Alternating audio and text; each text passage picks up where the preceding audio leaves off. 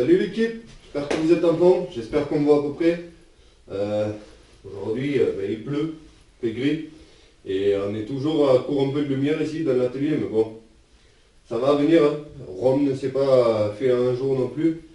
Donc moi c'est pareil, hein. C'est mini Rome ici, mais ça va se faire petit à petit. Donc pour ceux qui étaient déjà abonnés cet été, vous savez que j'avais acheté un Honda Volaru pour 70 euros, à peu près 70-75 euros. Hein. Pourquoi à peu près? Parce que c'était en monnaie danoise, hein, parce qu'ici il n'y a pas l'euro. Mais voilà, c'était aux alentours de 70 euros. Et finalement, cette petite mobilette, scooter, appelez ça comme vous voulez, parce que c'est un peu la transition entre les deux. En fait, je kiffe m'en servir parce il est confortable, il est efficace comme un scooter, mais en ayant quand même ce côté mobilette un peu promeneur. Voilà. Donc là, ça fait à peu près 8 mois qu'il est dans la grange, là, depuis qu'on est parti. Je l'ai abandonné là, pas le choix, depuis que je suis reparti, que j'étais revenu en France, tout simplement. Donc je me suis dit, aujourd'hui, avant de m'attaquer à un nouveau projet, sachant que voilà, on a le quad, les cartes et tout à attaquer, j'allais quand même essayer de le remettre en route, parce que si jamais il vient à faire un petit peu beau, j'aimerais bien qu'il soit fonctionnel et que je puisse aller rôder un petit peu avec, voilà. Parce que c'est kiffant comme truc. Et surtout, j'ai des grands projets pour lui aussi, enfin des grands projets, je me comprends. On va essayer de refaire un peu l'esthétique et de le remettre vraiment en nickel. Mais ça, je pense, on verra dans une prochaine vidéo. Aujourd'hui, on va déjà essayer de le remettre en route. J'ai vu qu'il avait les pneus à plat et tout ça. Donc voilà, je vais aller le chercher. Et on se retrouve dès que je l'ai ramené là. Voilà.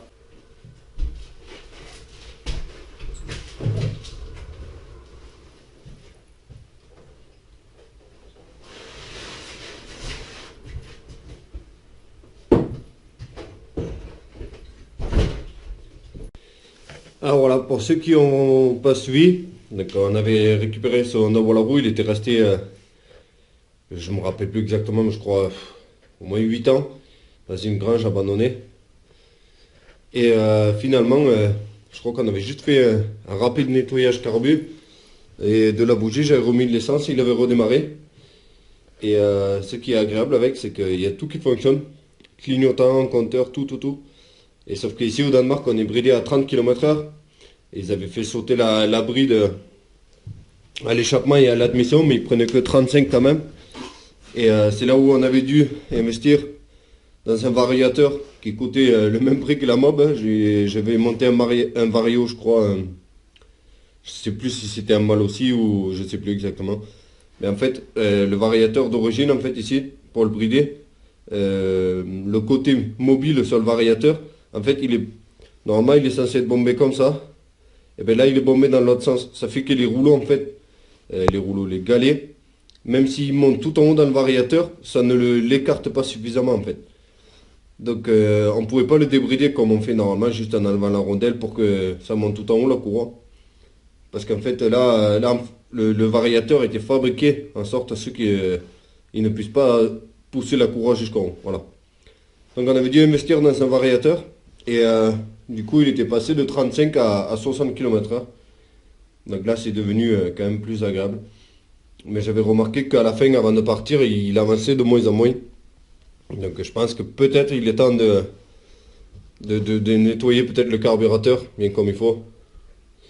Et voilà. Donc j'ai vu que à l'avant, il y a encore un peu d'air dedans.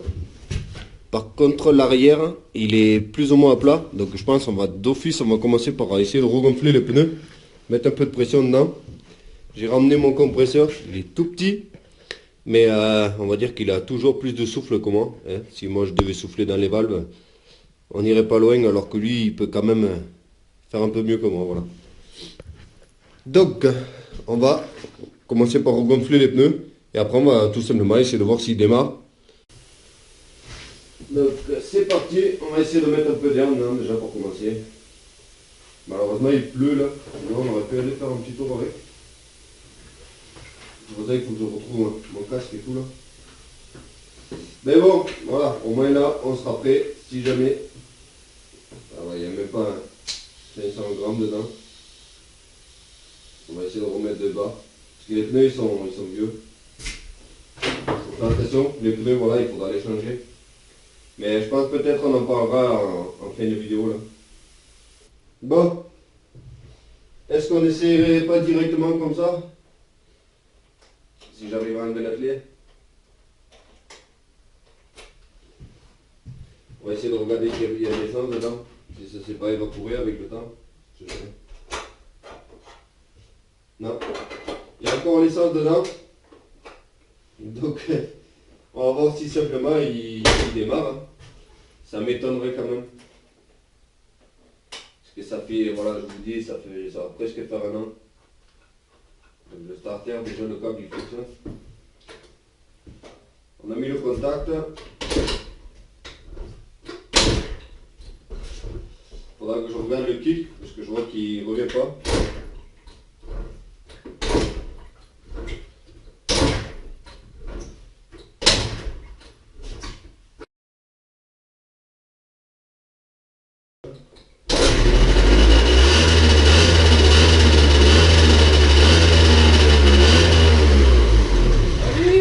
Ah, merde.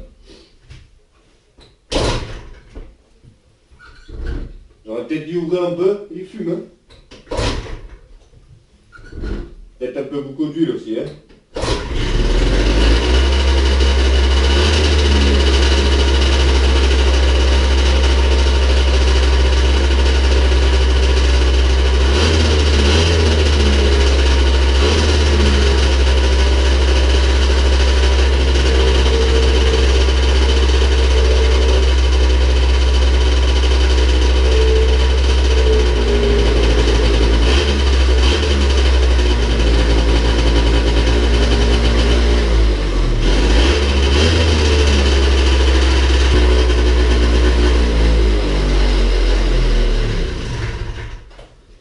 Il veut quand même le starter. Je pense qu'un petit nettoyage carbu ça lui fera pas de mal. Parce que là apparemment je pense qu'il y a il y a de l'huile qui traîne au fond là du carbu, blindé vu comment il fume. Et voilà. Mais bon déjà il a démarré. Donc il n'y a pas de raison à ce que ça marche pas. Je vais ouvrir un peu et je vous reprends après. Bon maintenant qu'on s'est donné un peu d'air frais là, parce que c'est vraiment fumé dedans. On va essayer de démonter et de se faire un accès pour inspecter le carburateur. Là. Je pense qu'un bon nettoyage ça lui ferait vraiment pas de mal. Peut-être un peu d'essence fraîche aussi, ça serait pas un luxe. On va essayer de voir. Parce que je sais que cet été on a mis 400 vis différents comme vous pouvez le remarquer.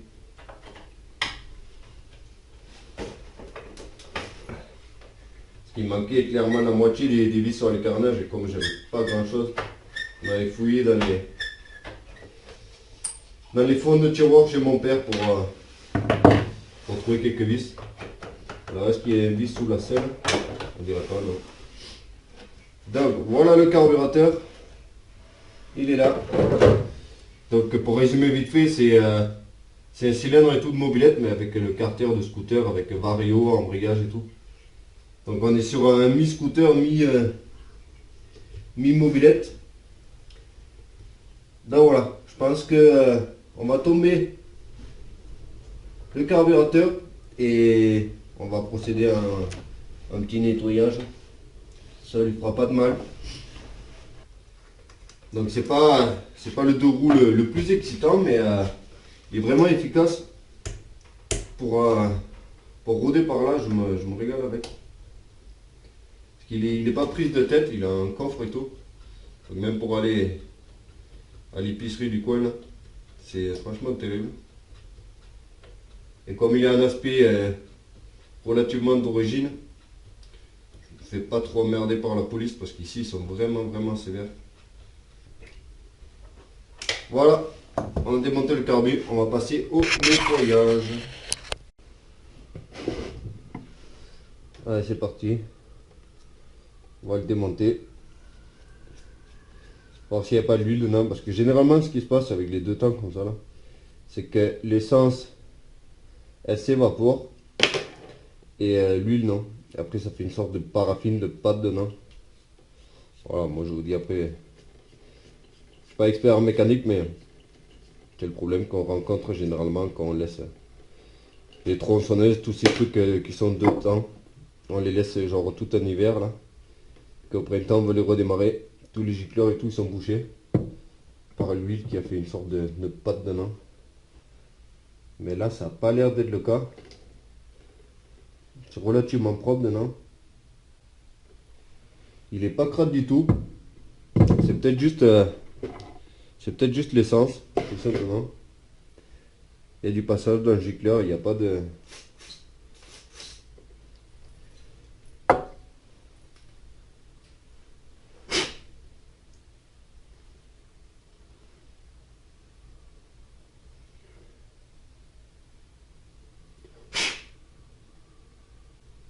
Non.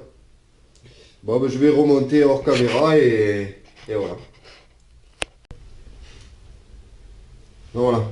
On a remis en place le carburateur, tout propre, tout nettoyé. Comme le kick qui reste bloqué en bas tout le temps, on va essayer de démonter le carter pour graisser et voir si c'est pas parce qu'il manque un joint ou quoi au niveau de l'épaisseur. Et voilà, essayer de réparer ça. Vous pourrez au passage voir que le pot d'échappement, il a un support fait à l'arrache et en plus apparemment il est rouillé et troué. Donc il faudra qu'on y jette un œil aussi à un moment donné.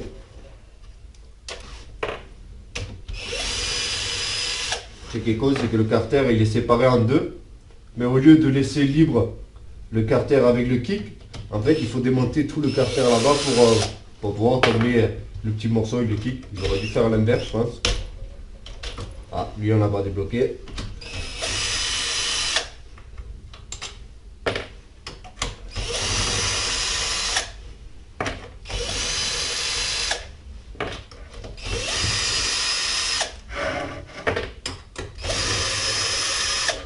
C'est quand même beaucoup plus facile avec la ficelle comme ça.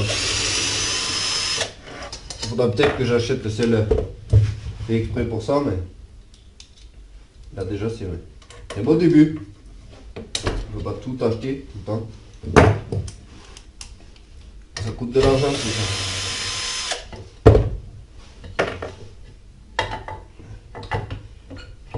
Je sais pas si vous vous rappelez, on avait fait un noir aussi. Il était vraiment tout seul. Donc est-ce qu'on a bien enlevé tous les vis? Apparemment ouais.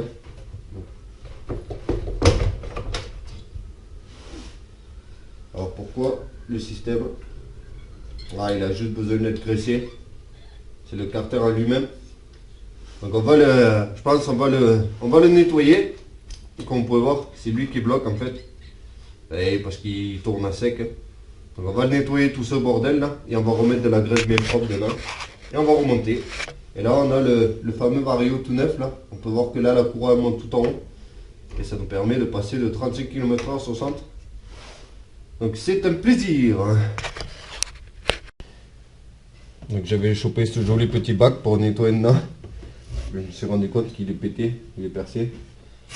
Donc c'est con. Allez, on va essayer de nettoyer tout ça là. Ça n'a jamais été nettoyé. Ensuite, on y mettra de la graisse. Ça sera vraiment pas un luxe. Donc voilà. On va nettoyer le plus possible. De toute façon, ça restera jamais propre parce qu'il va y avoir toute la poussière de votre courroie qui s'use quoi. Et là, j'ai mis de la graisse partout sur les pignons qui rentrent en contact. Là, je vais le retenir avec le doigt.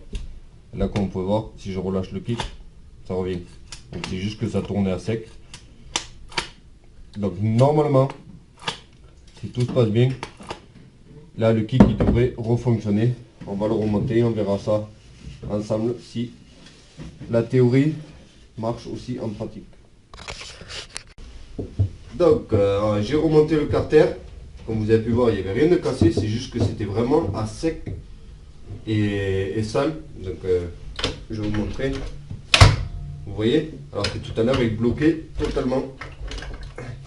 Là il remonte tout simplement. Donc généralement, ce qui se passe, c'est juste que c'est à sec parce que ça a besoin de graisse, ces pignons et tout là, pour pouvoir travailler. Donc voilà, si jamais vous avez le même problème que moi, le kit qui reste bloqué, vous démontez, vous graissez et ça repart comme jamais. Donc maintenant, on va passer à la suite. Donc la suite, ce que je devais faire cet été, mais je pensais pouvoir retrouver le petit carénage qui va ici, au-dessus du phare. J'ai pas trouvé, ni en neuf, ni en occasion. Donc je vais essayer de voir si on peut pas fabriquer nous-mêmes un petit cache pour aller ici. Ça sera pas aussi bien qu'à l'origine, mais on fera avec. Parce que là, déjà, là ça fait con, quoi, ça fait moche. Il y a un trou. Je sais pas où il est passé ce carénage là, qui était censé être ici. Mais voilà, on va voir si je vais essayer de retrouver mon Dremel et tout. Et on va voir si on peut pas former un plastique et fabriquer nous-mêmes un petit carénage pour aller ici, à ce niveau-là. Donc je vous tiens au courant. Bon, j'ai pas retrouvé mon Dremel. Et pour fabriquer ce bout de plastique, ben, on va sacrifier une des caisses que je vais acheter. Comme ça valait que 1,30 € ces caisses-là. Bon, c'est pas très grave. Donc on va attaquer à la disqueuse. Je vais déjà découper grossièrement pour pouvoir le présenter dessus. Essayer de tracer la taille que fera le carénage. Donc bon, je garantis pas un résultat parfait, mais bon, ça vaut le coup d'essayer. Si on peut faire quelque chose quand même.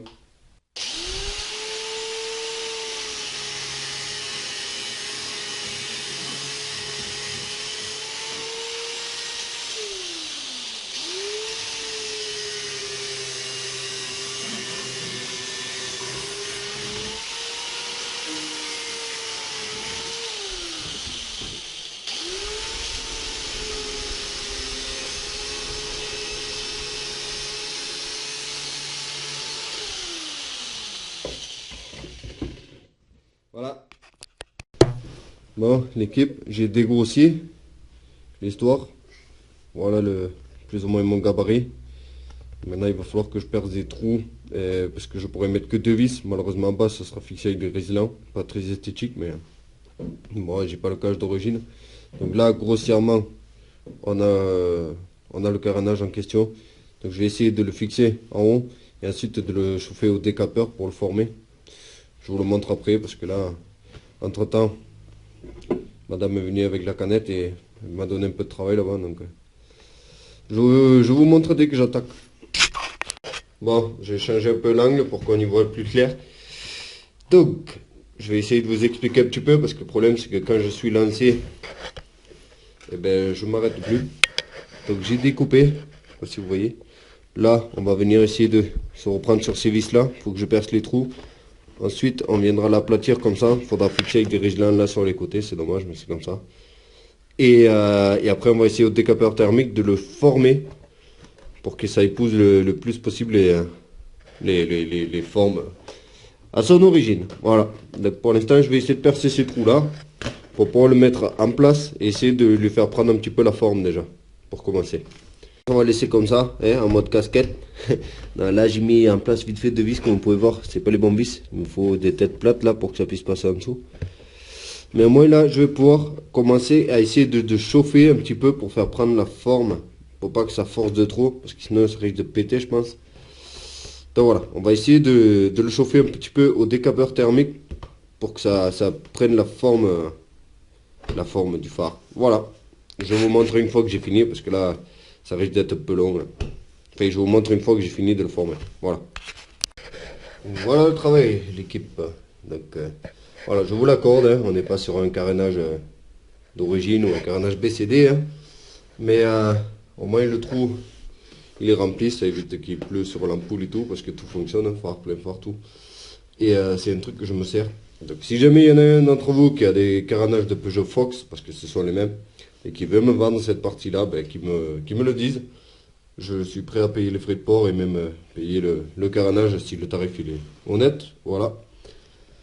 Donc c'était tout pour aujourd'hui avec ce voilà roue là. Je voulais pas trop m'attarder dessus non plus parce que j'ai des projets que je préfère attaquer à la place de lui actuellement. Mais sachez que j'ai quand même des projets pour pour cette mobilette, parce que là elle a vraiment un aspect grand-père. Et d'ailleurs, pour la petite histoire, c'était la mobilette à mon grand-père que j'ai pu récupérer. Mais voilà. J'ai pour projet de refaire l'esthétique. Je pense que mécaniquement, on va la laisser plus ou moins comme elle est. Peut-être on rajoutera un petit carbu ou quoi, mais voilà, il faut qu'elle passe incognito au niveau de la police. Mais par contre, au niveau de l'esthétique, hein, vous pouvez voir, on a les clignots qui pendent complètement. Ils sont vraiment pas jolis. La grosse bavette, alors que j'ai pas besoin de plaque ici. Donc bon, tout ça, on pourrait peut-être le supprimer. Mais j'aimerais vraiment lui refaire le look. Donc dites-moi si jamais ça vous intéresse qu'on refasse l'esthétique de ce Volaroo là. J'aimerais bien partir sur un délire Honda Repsol ou quelque chose dans ce genre-là. Donc voilà, vous me dites si ça vous intéresse, parce qu'il risque d'y avoir des vidéos dessus. Hein. Enfin, des vidéos avec, disons. Parce que je le prends souvent pour me balader. Donc voilà. Je pense qu'on a fait le tour, les amis. J'espère que cette vidéo vous a fait plaisir. C'est sûr, hein, on n'est pas sur un karting ni rien, mais ça a toute son importance. Parce que c'est mon véhicule aussi. Hein. On ne peut pas toujours faire que des projets de fou. Donc voilà. J'arrête de blablater, les amis.